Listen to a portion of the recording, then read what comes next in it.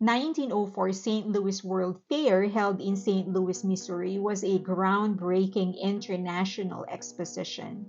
It was attended by 20 million people. On display were marvels of technology, agriculture, art, and history. There were amusement rides and entertainment. However, the main attraction was the anthropological exhibits because they featured real humans from the Philippines. Organizers of the exhibit brought 1,200 indigenous peoples from 47 different tribes from the Philippines to be exhibited. Our traditional houses and natural environment were recreated in an enclosure. Filipinos were then asked to act out their daily life while the audience watched. Yes, the way that you would watch an animal in a zoo. Only this time they were real humans, real Filipinos. Angela da Silva, a local history expert, said the groups on display were arranged in a hierarchy from the most primitive to the most advanced. Advanced meant closer to the way of life of the West. Da Silva said the visitors would throw rocks, garbage, and even urine at people inside the enclosure.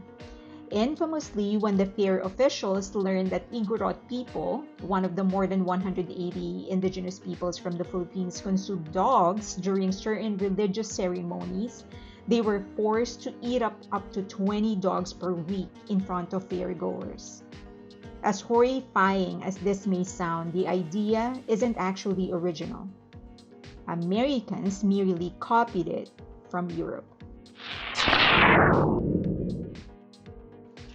Hi! Don't forget to like, subscribe, and hit that notification button. I would really appreciate it. And also share the video if you can. Okay, let's go back to the video.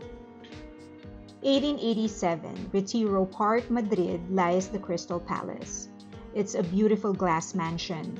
Supposedly, it was created to house exotic plant life from different countries that Spain colonized. But in one dark corner lies the original human zoo. Initially, they were just displaying artisanal objects from the Philippines. Eventually, Spain thought of bringing the people that make those artisanal products. They were the Igorot people from the Philippines. Some might have argued that Igorots did it by choice. They were paid good money to come to Spain, and they were also promised a return ticket. They were also promised to be shown around the country and to meet the then queen. But they were never told that they would be taken to a village that replicated the one they had back home.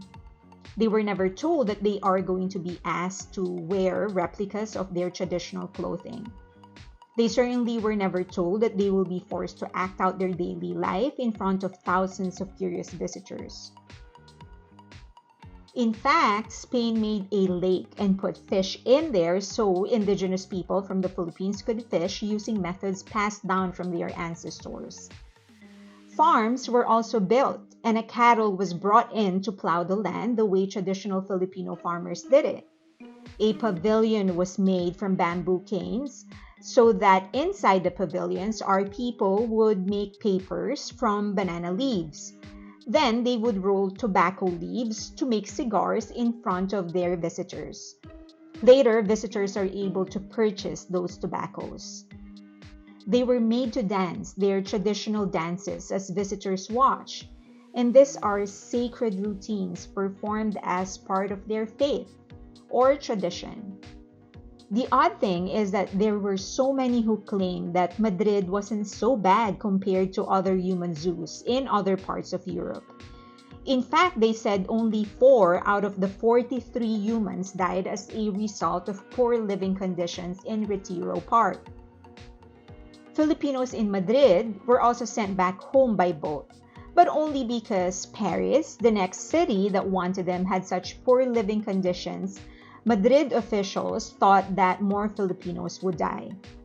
Human zoos in other countries didn't bother with Filipinos as soon as the exhibit closed.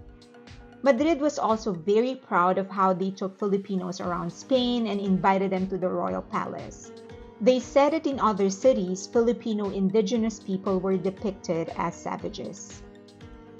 So next time you drop by St. Louis, Missouri and Retiro Park in Madrid, just know that some very dark secrets are cradled there. And as you go about your journey, try your very best to not let that happen to your people or to anyone else for that matter, whether it is in this scale or a smaller one. I just want to clarify that I'm not promoting hate.